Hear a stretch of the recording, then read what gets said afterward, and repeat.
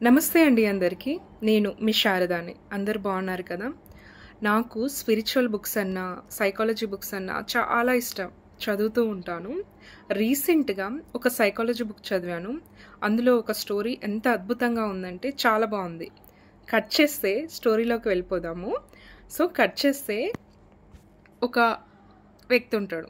ఆ వ్యక్తి పేరు రోహిత్ అని పెట్టుకుందాం. రోహిత్‌కి 25 ఇయర్స్ ఉంటాయి. ఆ 25 ఇయర్స్ ఉన్న అతను ఒక చిన్న టెడ్డీ బేర్‌ని, ఒక వీడియో గేమ్‌ని చేతిలో పట్టుకొని తిరుగుతూ ఉంటాడన్నట్లు. ఆయన ఫ్లాష్ బ్యాక్‌లోకెళ్తే ఆయన 8 ఇయర్స్ ఉన్నప్పుడు వాళ్ళ ఫాదర్ ఆ 2 gifts teddy bear and video games 2 కూడా వాళ్ళ డ్యాడీ అతనికి గిఫ్ట్‌గా ఇస్తాడు. అతని లైఫ్‌లో అవి 2 కూడా ఫస్ట్ గిఫ్ట్స్. తను చాలా హ్యాపీగా ఫీల్ అయ్యి వాటితో ఆడుకుంటూ ఉంటాడు. వాళ్ళ ఇంట్లో ఏంటంటే తనతో చాలా తక్కువ టైం స్పెండ్ చేస్తూ ఉంటారు. మళ్ళీ ఇంట్లో తన ముందే పేరెంట్స్ గొడవ పడుతూ ఉంటారు.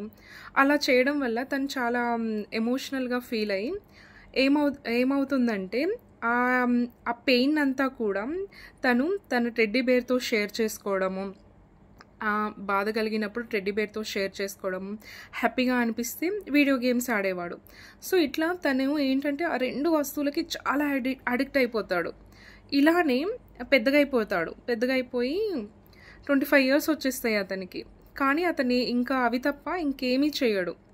ఒకరోజు ఏమైద్దంటే ఆ వ్యక్తిని తీసుకొని వాళ్ళ ఫాదర్ ఒక సాధువు దగ్గరికి తీసుకెళ్తే ఆ సాధువు అడుగుతాడు, "ఏమైంది బాబు నీకు? వాటినే పట్టుకొని తిరుగుతున్నావు. లైఫ్‌లో ఇంకేం చేయవా?" అంటే, "నాకు చాలా చేయాలని ఉంది. కానీ నేను వీటిని వదలలేకపోతున్నాను" అనేసి అంటాడు. అలా అతను తన ప్రాబ్లం చెప్పేసరికి ఆ సాధువు ఏం చేస్తాడంటే ఒక మ్యాజికల్ బాక్స్ ఇస్తాడు. ఇచ్చి ఏమని చెప్తాడంటే, "నీకు ఈ 2 వస్తువులను ఎప్పుడైతే వదులుకోవాలనిపిస్తుందో అప్పుడు ఓపెన్ చేసి చూడు" అంటాడు. సరే అని ఆ 25 ఇయర్స్ ఉన్న రోహిత్ తీసుకొని వెళ్తాడు, ఇంట్లో పెట్టుకుంటాడు. కానీ దాన్ని ఓపెన్ చేయడు. ఎందుకంటే అతనికి ఎమోషనల్గా కనెక్ట్ అయి ఉన్నాడు కదా టెడ్డీ బేర్కి, వీడియో గేమ్కి. ఓపెన్ చేయడు.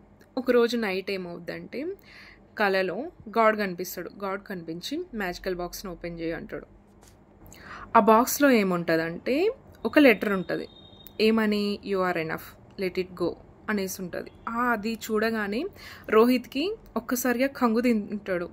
తినేసి ఆలోచిస్తాడు, అంటే గాడ్ నాకు మెసేజ్ ఇచ్చాడు, వీటిని వదిలేయాలి అనేసి ఆ రెండింటిని కూడా ఆ బాక్స్లో పెట్టేసి క్లోజ్ చేస్తాడు.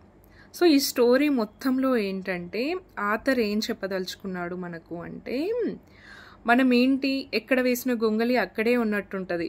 మనం ఫీల్ అవుతూ ఉంటాము, అరే నా లైఫ్లో గ్రోత్ లేదు, నేను అలానే ఉండిపోతున్నాను ఏంటి అని ఫీల్ అవుతూ ఉంటాం.